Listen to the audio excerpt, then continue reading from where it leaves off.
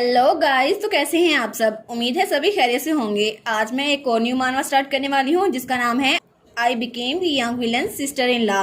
और ये कहानी बहुत ज़्यादा मज़े की है।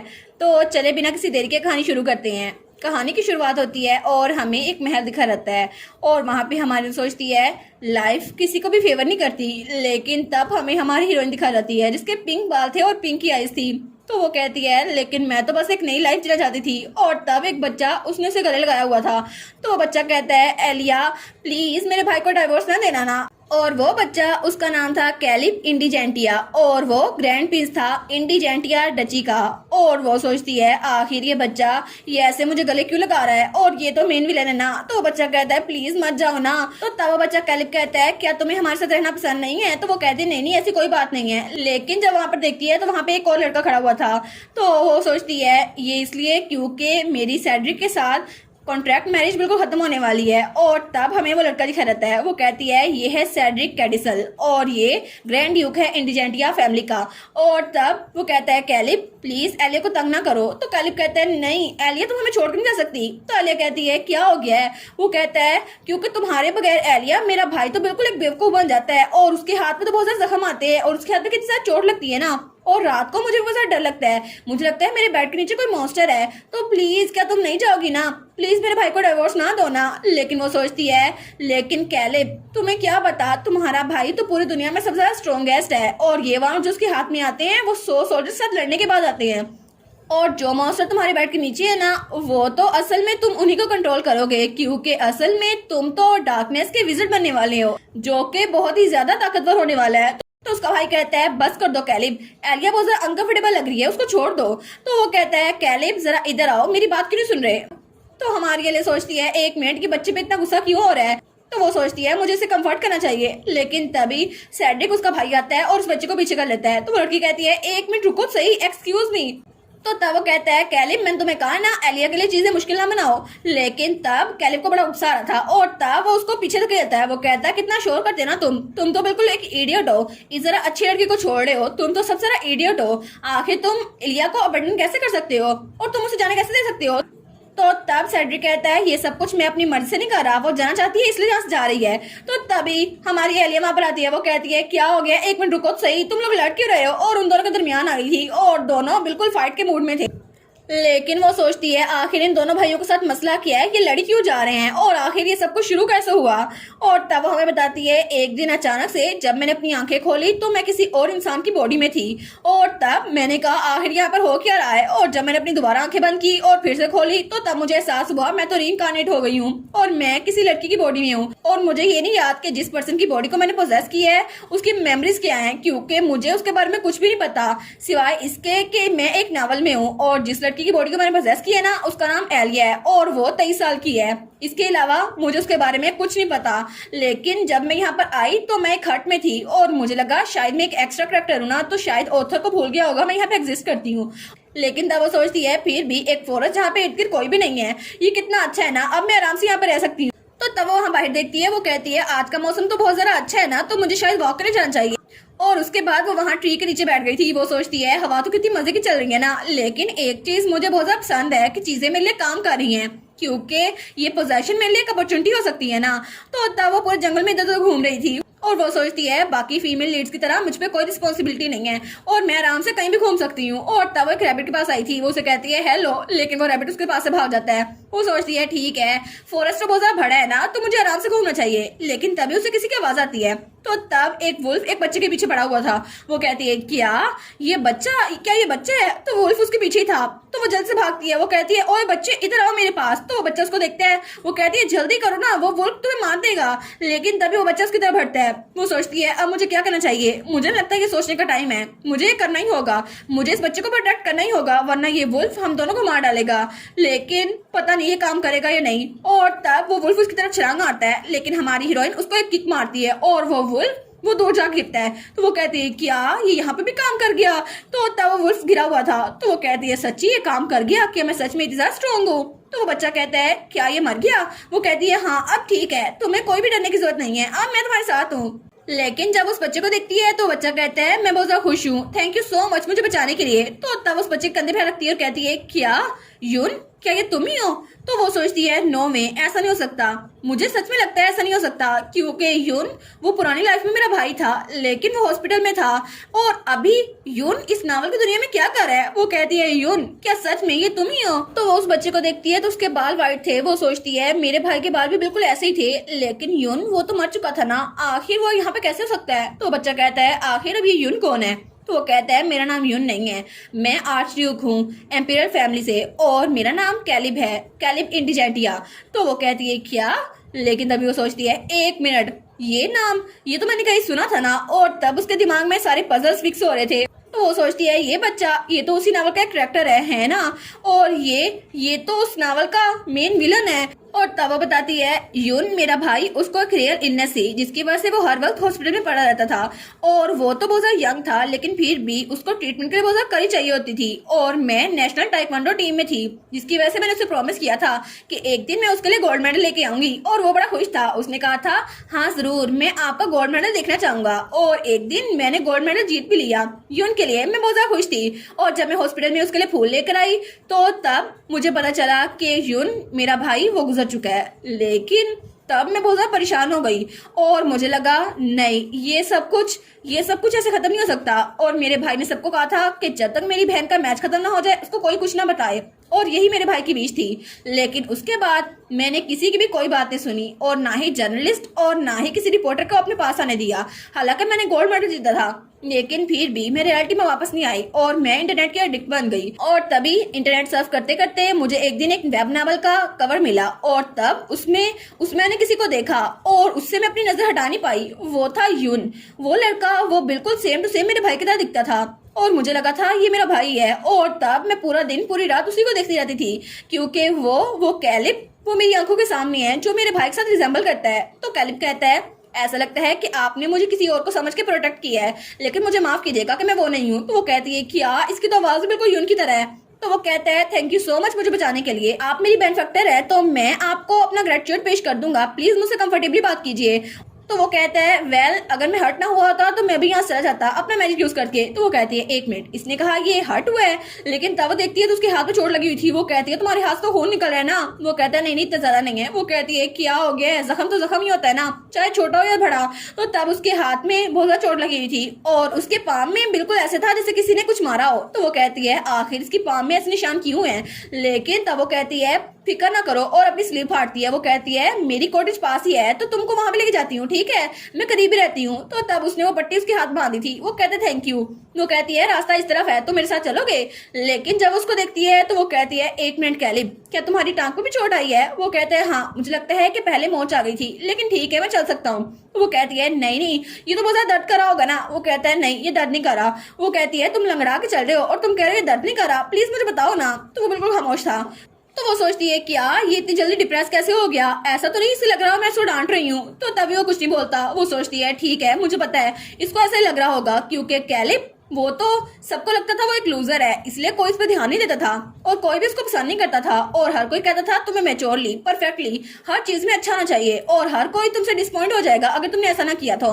लेकिन वो सोचती है आखिर वो लोग कैली से नफरत कैसे कर सकते हैं, इतना प्यारा बच्चा है ये। और मुझे नहीं पता कि नावल में ऐसा क्यों था, लेकिन उन स्टैंडर्ड्स की वजह से कैलिब उसको तो बहुत ज्यादा डिसअपॉइंटेड हो गई, और वो जब बड़ा हुआ तब भी वो सबसे नफरत ही करता था। लेकिन ये एक बच्चे के लिए कुछ ज्यादा क्रूल नहीं है, और मैंने उसको कहा तुम फिक्र ना करो, लेकिन मैंने अपने भाई को भी यही कहा था, और तब मेरा भाई वो भी मुझसे हर बात छुपाता था, हालांकि उसको बहुत ज्यादा दर्द होता था। और तब वो नीचे बैठती है तो कैलिब कहता है क्या?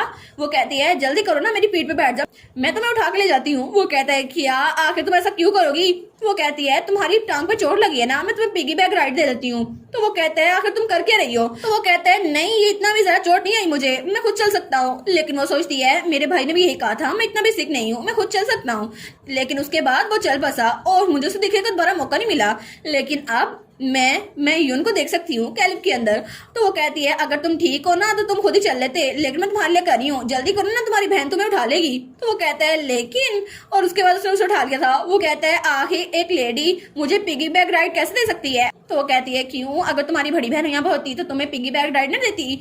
और वो सोचती है लेकिन कैलिब वो यून नहीं है, वो अलग करेक्टर है। तो तब उसको कॉटेज में ले आई थी और उसके हाथ में मरहम पट्टी कर दी थी। तो वो सोचता है अगर मेरे पास वांड होती तो मैं अभी मैजिक यूज करता और अपनी चोट को हील कर लेता। लेकिन तब वो हमारी हीरोइन को देखते हैं जिसने फर्स्ट एड किट उठाई हुई थी। तो वो कहती है हमारे पास कुछ ज्यादा चीजें नहीं बची थी, लेकिन ये थोड़ा सा कोका बचा हुआ है, तुम इसको पियो, ये बहुत ज्यादा अच्छा टेस्ट करता है। लेकिन उसके बाद सिर्फ पानी था। तो वो कहते हैं हाँ ठीक है। तो वो कहता है थैंक यू। तो वो कहती है हर चीज के लिए तुम्हें मुझे थैंक यू बोलने की जरूरत नहीं है। लेकिन वो सोचती है एक छोटा बच्चा, आखिर फ्यूचर में उसको डर के रहना पड़ेगा। लेकिन वो कहती है आखिर मैं इसके साथ इन्वॉल्व भी क्यों हो रही हूँ। और तब वो सोचती है कि नावल का सबसे ज्यादा डार्केस्ट करैक्टर यही होने वाला है और मैं इसके साथ पॉजिटिव हो रही हूँ, मुझे माफ कर देना, लेकिन जैसे तुम्हारे वाउंड हील हो जाए ना तो तुम्हें यहाँ से जाना पड़ेगा। तो तभी उस बच्चे के पेट से आवाज आती है। वो कहती है क्या इसके पेट से आवाज आ रही है। तो वो कहती है तुम्हें भूख लगी है ना, तुमने मुझे बताया क्यों नहीं। वो कहता है नहीं नहीं मुझे भूख नहीं लगी। वो कहती है अगर तुम्हें भूख लगी है ना तो मुझे बता दो। वो कहता है मैं तो आज सुबह से ही जंगल में फिर रहा था। और वो कहती है सुबह से, फिर तुम्हें बहुत ज्यादा भूख लगी होगी ना, और अब तो शाम के 6 बज रहे हैं। वो कहती है बस थोड़ी देर इंतजार करो, मैं कुछ बना के लाती हूँ। वो कहता है नहीं नहीं मेरे लिए कुछ भी बनाने की जरूरत नहीं है, मैं यूजली डिनर को स्किप कर देता हूँ। वो कहती है क्या डिनर को स्किप कर देते हो, क्या तुम कह रहे हो तुम डिनर खाते नहीं हो। वो कहता है हाँ, क्योंकि अगर मैं मोटा हो गया ना तो सब लोग को मैं बुरा लगूंगा, इसलिए मेरी टीचर ने कहा है कि मुझे डिनर को स्किप करना चाहिए और इसलिए मैं पिछले 1 महीने से डिनर नहीं खा रहा। वो कहती है क्या आखिर तुम क्या बात कर रहे हो, क्या तुम्हारी एटिकेट टीचर ने तुम्हें ये कहा था कि डिनर को स्किप कर दो। वो कहता है हाँ। तो वो कहती है सच में। वो कहता है हाँ हाँ बिल्कुल। वो सोचती है नॉनसेंस, आखिर ये एक 7 साल के बच्चे से ऐसा कैसे कह सकते हैं, और मेरी पुरानी लाइफ में तब भी सब लोग ऐसे ही करते थे, लेकिन आखिर खाना खाए बगैर कोई कैसे रह सकता है। वो कहती है कैलिब 1 मिनट इंतजार करो। और तब वो आलू निकालती है। वो कहती है वो एटिकेट टीचर तो बहुत सारा क्रेजी बास्टर्ड है, अगर मैं वापस गई ना तो मैं जरूर उस क्रेजी बास्टर्ड को दूर भेज दूंगी। और तब उसे चाकू उठा लिया था। वो कहती है सबसे पहले मुझे इसके लिए खाना बनाना होगा, टेस्टी डिलीशियस खाना जिसको ये मना ना कर पाए। और तब थोड़ी देर बाद उसने बहुत सारी डिशेस बना ली थी आलू से ही। तो वो सोचती है मेरे घर में तो सिर्फ आलू ही पड़े हुए थे, अब मैं और क्या ही बना सकती थी। तो कैलिब कहता है आखिर तुमने इतने थोड़े से टाइम में इतनी सारी डिशेस कैसे बना ली, ऐसा लगता है तुमने मैजिक यूज नहीं किया। तो वो कहती है वेल मैं अकेले रहती हूँ ना तो मुझे इसकी आदत पड़ गई थी, अब तुम भी एक बार ट्राई करके देखो। लेकिन वो सोचती है आखिर ये सोच क्या रहा है, मैंने इसको पूरे 20 मिनट का लेक्चर दिया है कि तुम्हें खाना खाना चाहिए और वो कह रहा था ठीक है मैं खा लूंगा, लेकिन आखिर उस एटिकेट टीचर को ऐसा कहने की जरूरत ही क्या थी। तो तब कैलिब पहला चम्मच लेता है।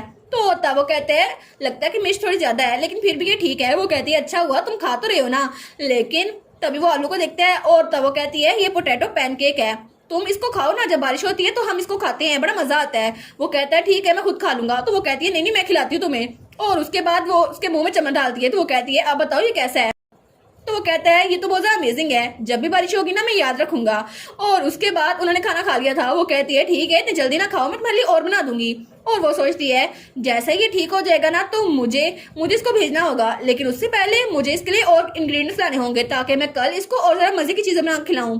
और तब हमें अगले सुबह का सीन दिखा रहता है और कैली वहां पर सो रहा था, लेकिन तभी उसकी आंख खुलती है तो वो जल्दी से उठ के बैठ जाता है। वो कहता है क्या मैं इतनी देर तक सोता रहा, लेकिन अगर मैं सोता रहा तो मेरा शेड्यूल डिले हो जाएगा। लेकिन तभी वहां पर देखते हैं, वो कहता है अरे हाँ ये तो एलिया कैबिन है ना, मैं यहाँ पर मैं सोता रहा, लेकिन अगर मैं ग्रैंड एच में होता तो कोई मुझे इतनी देर सोने ना देता, और मेरी बॉडी तो अब रिफ्रेश हो गई है। लेकिन ये तो जरा इंटरेस्टिंग है ना, मुझे यकीन नहीं आ रहा कि मैं इतनी देर तक सोता रहा था, और पता नहीं उस दिन से लेकर अब तक मैं इतनी गहरी नींद सो भी पाया हूँ या फिर नहीं। और ये तब का दिन था जब वो सब कुछ हुआ था और मेरे सामने उन सबको मार दिया गया।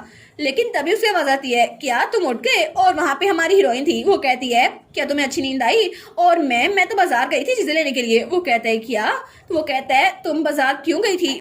तो हमारी एलिया कहती है मैं तो ग्रोसरी लेने के लिए गई थी और मैं तुम्हारे लिए मीट स्टू बनाती हूँ, आज तो बड़ा मजा आएगा। वो कहता है अच्छा वो क्या होता है। और वो सोचता है ये तो एक सिंगल किक के साथ एक वुल्फ को मार सकती है, और इसको तो इंजरीज को स्किलफुली हील भी करना आता है, और ये बिल्कुल देखने में सिंपल लगती है लेकिन असल में ये बहुत ज्यादा खूबसूरत है, और ये तो बिल्कुल भी ऑर्डिनरी इंसान नहीं है, और इसके अलावा ये तो कुकिंग भी बहुत ज्यादा अच्छी है। तो तब उठ के वहां पर आता है तो हमारी एलिया कहती है क्या हुआ तुम्हें। तो वो कहता है क्या नहीं नहीं कुछ नहीं। और वो सोचता है मुझे एलिया के बारे में और जानना है, लेकिन मैं भी उसको अपने बारे में बताना चाहता हूँ। तो वो कहता है कल से प्लीज तू मुझे टाइम से उठा देना। तो वो सोचता है मुझे किसी और बारे में बात करनी चाहिए। वो कहती है अच्छा लेकिन क्यों, क्या तुम्हें कहीं जाना है। वो कहता है नहीं नहीं मैं ओवर स्लीप नहीं कर सकता। तो वो कहती है क्या तुम ज्यादा देर सो नहीं सकते। तो वो कहती है इस बारे में मैं कुछ नहीं कर सकती। वो कहता है क्यों। तो एलिया कहती है क्योंकि तुम्हारे लिए कोई सेपरेट शेड्यूल नहीं है, और क्या हो गया अगर बच्चा थोड़ी देर सो गया फिर क्या हुआ। वो कहता है मैं कोई आम बच्चा नहीं हूँ, मैं ग्रैंड ड्यूक हूँ। तो वो कहती है तुम अपने कैसल में होगे ना ग्रैंड ड्यूक, यहाँ पे तुम एक छोटे बच्चे हो तो आराम से रहो, यहाँ पर कोई तुम्हें फोर्स नहीं कर रहा, तुम इस वक्त सिर्फ कैलिब हो। वो कहता है क्या मैं सिर्फ कैलिब हूँ। तो उसके सर पे हाथ रखती है और कहती है हाँ बिल्कुल तुम कैलिब हो, आराम से यहाँ पर सो खाओ पियो ऐश करो और मजे करो, तुमसे कोई कुछ नहीं कहने वाला, ठीक है तुम सिर्फ कैलिब हो। तो वो कहता है सच में। एल्गे तो बहुत ज्यादा स्ट्रॉन्ग है और उसने एक किक से वुल्फ को मार दिया और वो तो हीलिंग और कुकिंग में बहुत ज्यादा अच्छी है और वो तो सच में बहुत ज्यादा काइंड है। तो तभी हमारी हीरोइन सोचती है ओ नो मैंने रियलाइज नहीं किया, उसके सर पे हाथ रख दिया। तो वो पीछे होती है, वो कहती है आराम से बैठ जाओ मैं तुम्हारे लिए खाना लगाती हूँ। वो कहते हैं हाँ ठीक है। तो तब वो सोचता है सिर्फ कैलिब है ना, उसने कहा सिर्फ कैलिब, लेकिन मेरी एटिकेट टीचर ने कहा था तुम सिर्फ कैलिब नहीं हो, तुम ग्रैंड ड्यूक हो और तुम्हें अडल्ट की तरह एक्ट करना होगा क्योंकि ग्रैंड ड्यूक तुम अब बच्चे नहीं रहे। और उसने मेरे हाथ पे स्केल्स मारे थे, लेकिन क्या सच में मैं ऐसे कंफर्टेबली रह सकता हूँ। और तब वो सोचता है मुझे पता है एलिया जो कह रही है मुझे उसकी बात नहीं सुननी चाहिए, लेकिन फिर भी उसने जो कहा मुझे ये सुनकर बहुत ज्यादा खुशी हो रही है। और तब वो उसके लिए चाय लेकर आई थी। वो कहती है सॉरी कोको बचा नहीं था ना तो मैं तुम्हारे लिए मिल्क चॉकलेट नहीं लेके आई। वो कहता है कोई बात नहीं मैं चाय भी पी लेता हूँ। तो वो कहती है अच्छा तो आज का खाना कैसा लगा तुम्हें, क्या पसंद आया। वो कहता है हाँ बहुत ज्यादा पसंद आया। तो वो स्माइल करती कहती है चलो अच्छा हुआ। तो तब उसको देखते हैं और वो कहता है एलिया तो बहुत ज्यादा अमेजिंग है।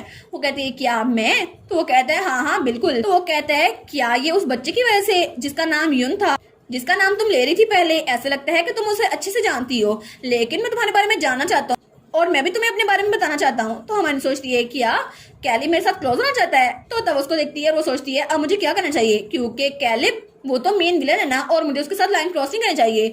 लेकिन तब उसे स्माइल करके कहती है ठीक है मुझे बताओ कैलिब तुम मुझे क्या बताना चाहते हो। तो तब वो कहता है हाँ ठीक है। और वो सोचती है मैं क्या कर सकती हूँ, ये छोटा बच्चा यहाँ पे अकेला है, मुझे उसकी बात सुननी चाहिए और बस मैं उसकी स्टोरी सुनूंगी, उसके बाद उसके साथ कुछ जरा इन्वॉल्व नहीं होंगी क्योंकि इसे मुझे छोड़ कर चले जाना है। तो वो कहता है एक्चुअली मेरा एक बड़ा भाई है।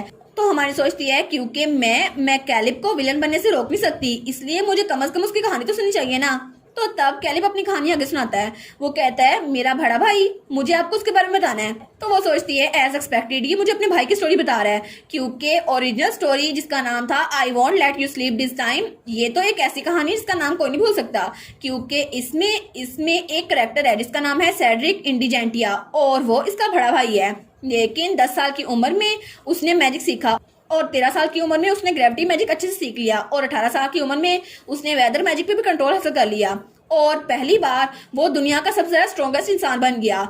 लेकिन आखिर उसके बारे में तो बस यही लिखा था ना, मुझे बाकी इन्फॉर्मेशन इससे लेनी चाहिए। तो कैलिब कहता है मेरा भाई वो बहुत ज्यादा अच्छा है, उसको मेरी फैमिली ने अडॉप्ट किया था, हालांकि हम लोग ब्लड रिलेटेड नहीं है, लेकिन मैं और मेरा भाई एक दूसरे की बहुत ज्यादा इज्जत करते हैं और एक दूसरे को बहुत ज्यादा पसंद करते हैं। लेकिन पिछले साल पता नहीं कैसे अचानक मेरे भाई को कर्ज मिल गया। तो वो कहती है क्या कर्ज, तो वो कहते हैं हाँ पता नहीं उनको कैसे कर्ज मिला, लेकिन हमें अभी तक कर्ज देने वाले का पता नहीं चला। वो सोचती है आई सी और दिल में सोचती है एक फेरी का कर्ज, मुझे पता है ये कर्ज क्या है क्योंकि ये एक ऐसा कर्ज था जो असल में प्रिंस को मिलना था, लेकिन गलती से सेड्रिक को मिल गया और इसकी वजह से कैलिब वो एक विलन बन गया अपने भाई की वजह से। तो तब वो सोचती है ओरिजिनल स्टोरी में मेन हीरोइन डेफनी थी जो कि फीमेल लीड थी और प्रिंस उसका मेल लीड, लेकिन उसके बाद एक दिन अचानक पता नहीं कहां से एक फेरी आ गई और तब उन्होंने कहा मैं तुम्हें इटर्नल स्लीप में डाल दूंगी और उसके बाद उसने प्रिंस पे मैजिक कर दिया। लेकिन तभी डेफनी प्रिंस के सामने आई और उसने प्रिंस को प्रोटेक्ट कर लिया और तब उसी वक्त प्रिंस उसके प्यार में पड़ गया और उसके बाद उनका प्यार बढ़ता गया। लेकिन सेड्रिक उसको कर्ज मिल गया, गलती से प्रिंस की जगह उसको कर्ज मिल गया। तो कैलिब कहता है मुझे लगता है कि कोई तरीका है जिसकी वजह से मेरे भाई का कर्ज तोड़ा जा सकता है, लेकिन वो सेंचुरी ऑफ नॉलेज में है और वो तो एक रॉयल लाइब्रेरी है जहाँ पे सिर्फ एम्पीरियल पैलेस और बाकी के लोग आ सकते हैं, सिर्फ ड्यूकल फैमिली के लोग। और उनमें सबसे पहले एक मेन फैमिली है जिसके पास जमीन और जड़ी बूटियों की पावर है, दूसरे नंबर पे एक फैमिली है मेरीन नेस्ट जिसके पास वाटर की पावर है और तीसरे नंबर पर हमारी फैमिली इंजेंटिया जिसके पास ग्रेविटी की पावर है। और वो एक ऐसी जगह है जहाँ पे सिर्फ ये लोग एंटर हो सकते हैं।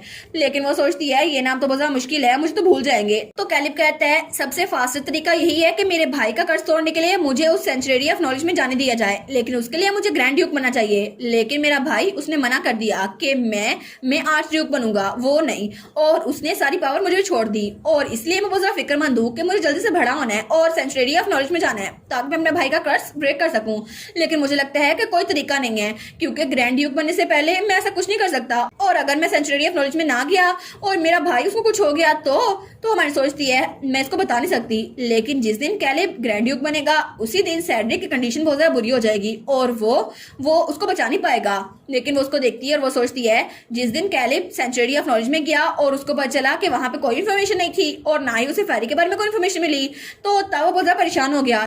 लेकिन अचानक एक दिन किसी ने रूमर सुनी कि एक फेरी जिसको कैद कर लिया गया है उसको एम्पिरियल पैलेस के डंजन में कैद किया गया है। और कैलिब जल्दी से डंजन में गया जहाँ पे फेरी को रखा गया था और तब उसके साथ प्रिंस भी गया था। लेकिन वो इकलौती लड़की, वो इकलौती फेरी जो उस सेड्रिक के कर्ज को उठा सकती थी, वो मर चुकी थी।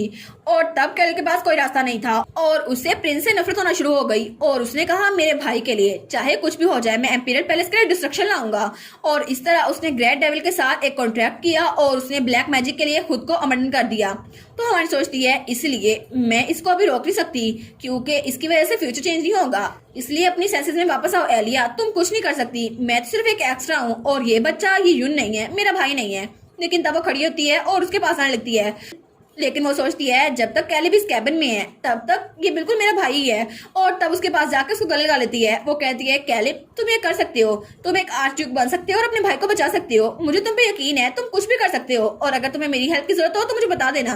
तो वो भी उसके गले लगता है। वो कहते हैं हाँ बिल्कुल। और उसके बाद वो लोग आराम से वहां पर रह रहे थे और इकट्ठे सो रहे थे और उसके बाद इकट्ठे खाना बना रहे थे। और वो सोचती है इस तरह पूरा एक हफ्ता गुजर गया और वो लोग जंगल में घूमने आए हुए थे। और तब कैलिब बहुत ज्यादा खुश था और उसने उसके लिए फूलों का ताज बनाया था। तो हमारी एलिया तो बड़ी खुश थी और तब उसने वो फूलों का ताज हमारी एलिया को दे दिया था। वो सोचती है पूरा हफ्ता गुजर गया लेकिन कुछ भी बदला नहीं, वो बिल्कुल ठीक है और उसके जख्म भी हील हो रहे हैं। तो तब कैलिब बड़ा खुश था तो तब वहां से भाग रहा था। वो कहती है आराम से जाओ ना, नीचे ना गिर जाना।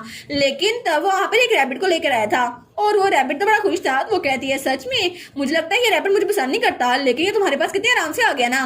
लेकिन जब वो रैबिट उसको देखते हैं तो तब हमारी स्माइल करती है। तो तब हमारी सोचती है ये रैबिट तो मुझसे भाग गया था ना। लेकिन जैसे वो रैबिट उसको देखते हैं वो दोबारा से उसके पास से भाग जाता है। तो हमारी कहती है क्या ये मेरी वजह से भाग गया, लेकिन आखिर जब मुझको देखते हैं तो भाग क्यों जाता है। तो तब कैलिब सोचता है शायद वो मेरी वजह से यहाँ चला गया। तो हवन कहती है नहीं नहीं उसने मुझे देखा ना तो इसलिए वहां से भाग गया, तुम फिक्र ना करो, हम लोग घर जाके स्नैक बनाए।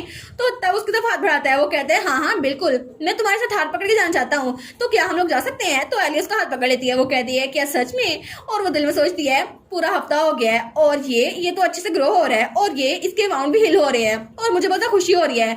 लेकिन मुझे एक बात बहुत ज्यादा अजीब लग रही है कि पूरा हफ्ता हो गया है, इतना सारा टाइम गुजर गया है लेकिन अभी तक सेड्रिक उसका बड़ा भाई उसको ढूंढने के लिए यहाँ पे क्यों नहीं आया।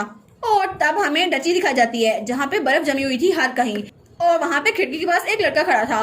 तो वो तो बस गुस्से में लग रहा था। वो कहता है आखिर तुम हो कहाँ पर कैलिब, मैं तुम्हें कितना सारा ढूंढ रहा हूँ लेकिन तुम मुझे मिल क्यों नहीं पा रहे। कैलिब आखिर तुम गए कहाँ पर हो। और इसी के साथ ये वाला पार्ट यहीं पर ख़त्म। तो आप लोग बताइएगा आप लोग को ये पार्ट कैसा लगा और वीडियो को लाइक और चैनल को सब्सक्राइब लाजमी कीजिएगा। बाकी वीडियोस का लिंक भी स्क्रीन पर नज़र आ रहा होगा तो काइंडली उनको भी चेकआउट कर लें। और thank you so much for watching my videos. Stay safe, bye bye.